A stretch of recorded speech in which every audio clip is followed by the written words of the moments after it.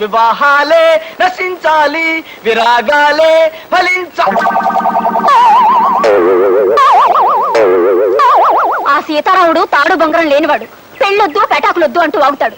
మీరు కూడా ఆయన మాయలో పడి బీతులు పట్టుకుపోతే నేనేం కాను ఇల్లేం కాను. అంటే శ్యామల ఇప్పుడు అది నోరు ముయ్యండి. కత్తితి సరసాలు. ఏ బంట్రోతు ఉద్యోగం అయినా చెయ్యండి, ఓ 400 వస్తాయంటే వినిపించుకోరు. కవిత్వం రాస్తా, కథలు చెప్తానంటూ పైచిపోయేషాలేస్తారు.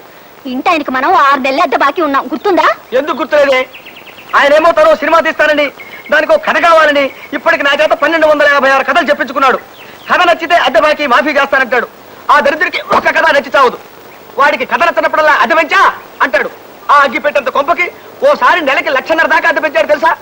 పైపెచ్చి వాడికి కథ వినిపించాలంటే ఆసనాలు ఎత్తి చావాలి. అదో చావు.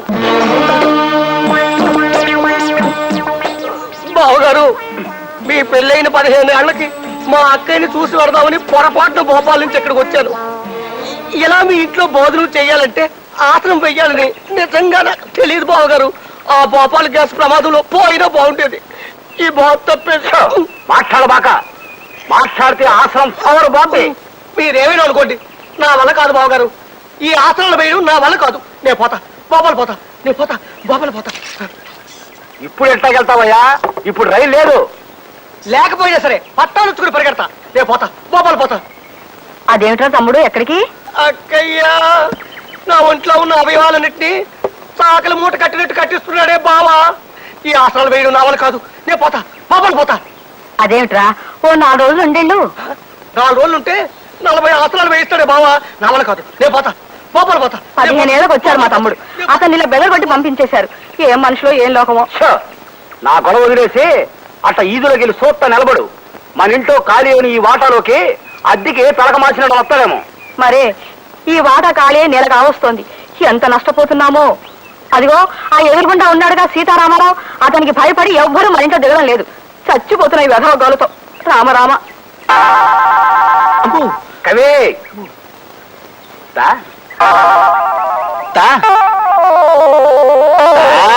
మహాప్రభు, ఓ కొత్త కథ చెప్తానండి అయ్యా.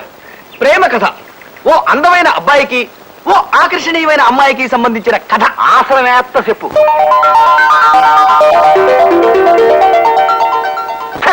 ఇంకాపు. ఈ రత్తుకోరగా సినిమా తిట్టే నేను ఆరిపోతా. ఈ కథలో ఇలను రాజుగారి బామ్మర్ది. మన సోషల్ కథలో రాజుగారి బామ్మర్ది తిట్టి చేస్తా వద్దు. అదే ఎరైటీ. రాజుగారి బామ్మర్ది కిరీటం పెట్టుకుని వస్తాడు. ఆడిని చూసి హీరో లెగెడతాడు.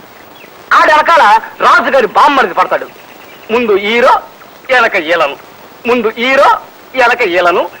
చేజు. మహాప్రభు, ఈ ఆసనం వేస్తుంటే నా కోసాలు కదులుతున్నాయి. ఇప్పుడు నేను ఇది ఆపి పారిపోతా. మీరు నా వెంట పడతారు. ముందు నేను, వెనక మీరు. ముందు నేను, వెనక మీరు. చేసి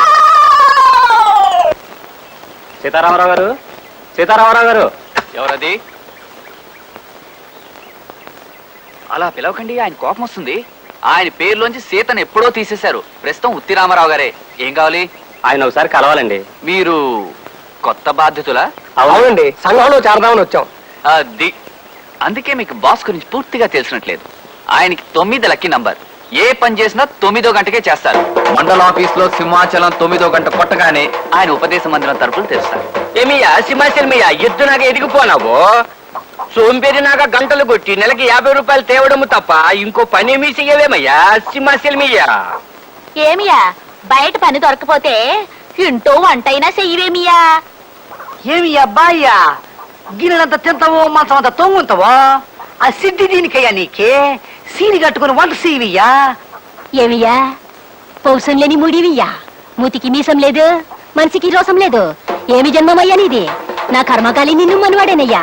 నీకి బదులు ఏ అడుక్కునేవాడిని చేసుకున్న సుఖంగా బతికేదని కదయ్యా.